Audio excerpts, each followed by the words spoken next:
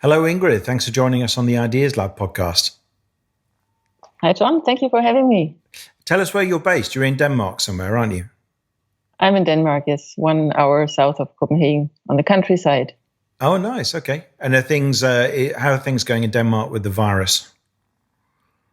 Well, I'm so isolated anyway. I don't notice that much where I live, but it's not as dramatic as in other places. Schools are opening again, and I don't see anybody anyway all day.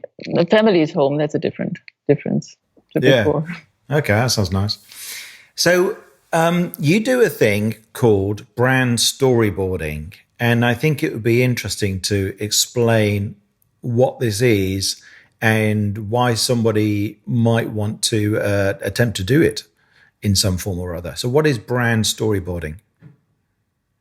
Brand storyboarding is a process where you find out, get clarity about your message. If you have a business or you want to have a business, then you get clarity about what to say, whom to talk to, and what to say to them, and be very clear about why they should buy from you. To have this whole messaging in place. And I found that because I'm a visual thinker, it was much easier and only possible for me to get clear about my messaging when I started to draw it all up. And I found that is also helpful for other people who don't draw, but are also visual thinkers. So this process, when somebody hires you to do a brand storyboard, how does that work, and what do they do with you? Because I think it's interesting for other people who want to do something a little bit different from the norm. And there are lots of people also, I think, who listen to the podcast who are interested in visual art and visual thinking as well. When you work with somebody to do a brand storyboard, what is the process and what do they get out of it at the end?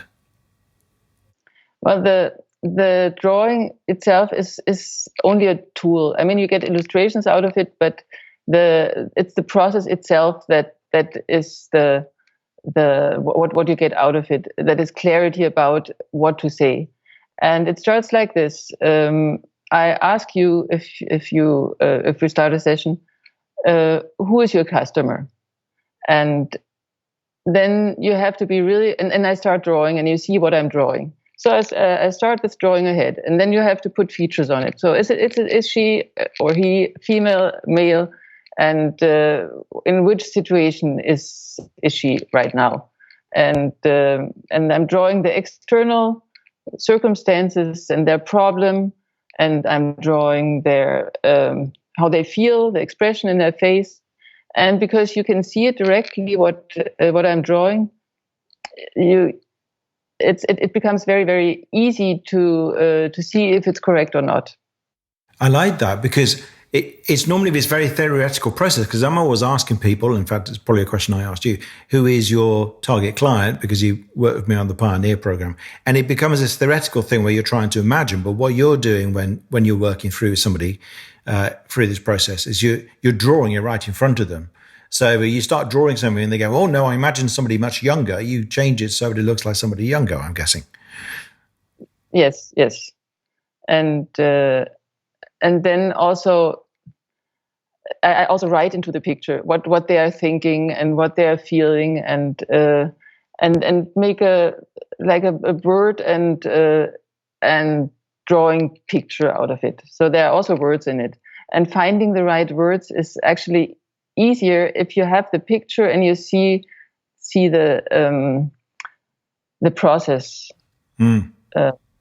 So this is the first stage, is the client and the problem.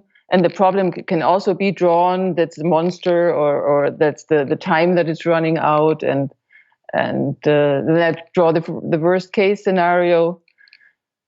And when this picture is finished, the client with a problem, then I ask, and what does this client in this moment, who is about to call you when it's really bad for her with a problem, what does she dream about? And that's her aspirational identity. That is what she what she wants. And then I draw this. But it's maybe not the reality or not the whole reality, but you have to put yourself in her shoes, what she can hear, because there's probably a lot of things that you have to do for her that she doesn't know. She just wants to, if she's fat, she only wants to lose weight and not hear a lot about health benefits. I just did a storyboard for a weight loss coach. Which is why that came to mind. Yeah. So you're drawing all these things like what the person looks like, but you're selling to in a business. You're drawing what their problem is, like the thing that's driving them to want to do something about their life or their business, whatever it is that you're helping with. And I love the idea that it might be drawn as a monster, the debt monster or the negative thought monster or something. And then you're drawing the exact moment that's brought them to the point where they want to do something about it, and you're drawing where they want to end up with, like what's the dream situation, which is kind of the questions I lead people through as well. But I love the idea that it's visual. Have you got an example that you can show us? I don't know if it's possible to see. So this was a positivity coach. Can you see that? Frazzled and confused. Yeah, that's the frazzled and confused. And I don't dare to. So here is the three monsters that Frazzle, she's turning into. Inertia, and what is that? Chaos? Chaotica. Is that a new word? That's her the bad identities she has. And this is the worst case scenario. She doesn't get out of bed anymore. Right. Yeah. And I can't really see it. I can see where I'm pointing to. And time is running out. The children are leaving home. And then I also try to identify as the external, the internal problems, and then the philosophical problem. And that's why it's completely wrong that she's feeling like that. And that is, in this case, midlife doesn't have to be a struggle if you use the tools of positivity. That's cut off here. Right. So that's like the overarching theme of it. And she is dreaming about this. Okay, yeah. Purpose and meaning. I know who I am and what I want. God. The future is yours. What does I say? Strong in mind and body, ready for anything. Maybe a new job, relaxed. Yeah, and there's something about visual stuff that just brings it to life for me in a way that just a written description doesn't. I think for a lot of us visual thinkers, that's the way. I have a friend I work with on finance stuff and planning stuff, and he sends me spreadsheets of data which are all, all the numbers and all the text lines are exactly the same size and the same color and the same font. And he thinks his job is done. And I go like, this means nothing to me. It's just like, I can pick it apart, but I can't capture it in my head until I've got the feeling like, is this good? Is this bad? Where is it going? I can only do that in a visual form. And I think a lot of us are like that. Yes. And it also activates some part of the brain that creative. So we get together a lot of ideas how to name the program. So that's the middle part of the thing. And that is an arrow here, how she gets her clients to the other side. And so we identify the program, and it's different in every session that I do. Sometimes it's like really concrete steps. Sometimes it's a little more philosophical, and then here she's using the tools of positivity, the character strengths that are some cogs in her head, and so it makes it easy. Oh, this is Libbler, who I actually know. I just realised, right? Yes. Who is another person on the Pioneer program? That's great. And because I started to recognise some of I went, oh yeah, character strengths. Doesn't Libbler use that? So that's really nice. Yeah. And then we have also the authority here and the empathy, because she knows the problems of her client. So that's what is going to has to be on the about page. Yeah. And when you did this for Libla, who is works with women in midlife Positivity. Positivity coach to turn their lives around. What was her reaction? What did she get out of it? Clarity. I mean, before she had she made a list, a very general list about what good things she's doing for her client, but it was like not structured at all. And she did not really speak to this frazzled woman here that is really desperate.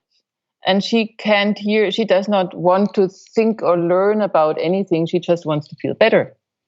And that's how how it helps to get your message on point. And then the illustrations just also, or the it's not even the illustrations, it's the visual layout really helps to get clear about which stage you're in, and then the it's really easy to turn this into a website. You just put it on vertical. So what you're saying is you can take those elements from the drawing and actually put them on the website, and your graphics are just beautiful, I think. And I've seen, you also design websites as well.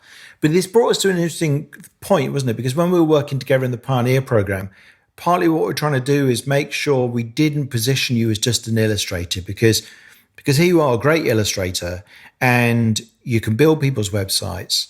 But what we were trying to do is create something that was much higher value, which ended up being the brand Storyboarding. Because when you create something unique and it has an enormous value for people, then you can end up doing something that people see the value and they're willing to pay a lot more money for it. And it sounds like that's going really well now. So last week was your first week where you basically completely booked out with brand storyboarding sessions, which is fantastic. But we went backwards and forwards quite a while with this on the Pioneer program. What do you think? What was it that finally allowed you to, that helped you to get to the point where you go, okay, this is the way to present it and people get the value now? It's talking less about the illustrations. I mean, now I have talked a lot about it, but it's a tool to get clarity. And it's just a very good and powerful tool to get clarity. Yeah. And to and I show them their strengths and how they can help their customers, and that's really difficult to see yourself. And I know that. I mean, that's why I'm the Pioneer program, and you help me see my strengths, and I can help see other people their strengths, and I really show them their strengths. So that's powerful. Yeah, and I think that's a really good point, because what we were trying to do, and what we're always trying to do in the Pioneer program, is make sure that people don't end up commoditized. So even though you're a great illustrator, the danger is people just compare you against your rate for other illustrators. And so, as you said, by shifting the conversation, so you talked less about the illustration that comes out of it and more about the clarity they're going to get about their brand. That's what seemed to change things and allow people to go, okay, this is really valuable. And that's also my uniqueness in a way, because I have done graphic design and worked as an art director and designed many websites and corporate design, and I have it's easy to me to see how things should be put together. And now I'm crossing this with the illustration, so I'm only I'm just sketching it out. So this is like a combination of strengths, and then I'm also. I think I have a good mind for systems. I'm German. Oh, right. Okay. So you have a feel, you can kind of extrapolate from what you're looking at and turn that into a process or a system. And that is a very valuable thing. Yeah. And when you were on the Pioneer program, what do you think made the most difference for you? If you think about when you came in and where you are now, what's had the biggest impact? I think the material was really, really interesting just to learn what is my brand. I mean, it was like a little bit like the process that I'm doing here. I was doing for myself, and what is my standout brand? That was a wonderful exercise. And then also that in the office hours, every time I was there, I was like trying to get my packages and my pricing right. And you said every time, you're not an illustrator. Yeah. Like getting impatient with me. And yeah. So that was really helpful. Good. Well, I'm glad it was helpful in the end and not just kind of annoying. But yeah, that's the point. That's what we're trying to do, trying to say, like, let's pull you out of this pool of illustrators, because now you could say really there isn't anybody else in the world that quite does what Ingrid Lill does. And now that means you can kind of set your own price, and it's not just according to the market, because there is no market for it. But because it has a clear it solves a clear problem, then that's really, people recognize the value. So the kind of people who come to you, I guess, are the kind of people who they find it difficult to sum up what it is that they do, who it's for, and that kind of stuff. And when they describe it, it comes out too vague. Is that how you would put it? Yes. And it's often people who already have tried to formulate their message and to put it all together and found out that it's not that easy. There was one of my clients last week who said, as it takes 3 hours, this process, 2.5, 3 hours.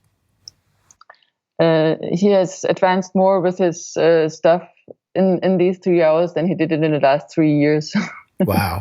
Of his. That's fantastic. Yeah. No, I think that's it's been amazing what you've done. And for anybody else who wants to create something unusual, I suppose it's inspiring for all those people out there, particularly who have artistic skills and despair of trying to make money from art. And it's great to see how you've managed to combine this artistic skill with something very practical that businesses need. Did you ever try to go down the art route and try to make a living from art? I did, and I'm still painting and I'm still making sculptures. Just right now, not so much because I'm really interested in developing this thing here. I always had these two lanes. I was making art and I was doing graphic design for money, and now I'm combining it into one. I think that's a really good model. And what it means is that also, because you've got one thing that pays you, but you can sell, that people value and that they pay well for, it means that you do actually have a bit of spare time when you've, got over this initial kind of rush to get it all going, where you've got some money and you've got some time to do art. Plus, as you say, you brought your art to a certain extent into your work as well. And that seems like a good model for lots of artists who are watching this. So if people want to find out more about what you do, Ingrid, and see some of these great images you've created and see how it works, where should they go to online? It's all, there are links to everything on ingridlill.com. Okay, Ingrid Lill. Yeah. Ingrid Lill is INGRIDLILL.com. And there's a link to the brand storyboarding. There's also a link to my drawing class. I now in the virus corona period, I started giving free drawing sessions every Tuesday. So tonight is one, and at 8:00 Danish time, and that's really nice to connect with people and. Yeah, that's lovely. So if you want to take part in a free drawing class, you can go and look at ingridlill.com now. And you also have some classes, some like learn how to draw classes that people can take online. Is that right? Sort of paid programs that they can follow through step by step. So anyone who's interested in that stuff, go and check that out. So thanks, Ingrid. It's just been great to see how you've made this work over the past few weeks. It's been a few months now. And even during this crazy period in the world, you've actually managed to get a business up and going. So I think that's really inspiring. Thank you. Cheers. And thank you for your help with it. My pleasure.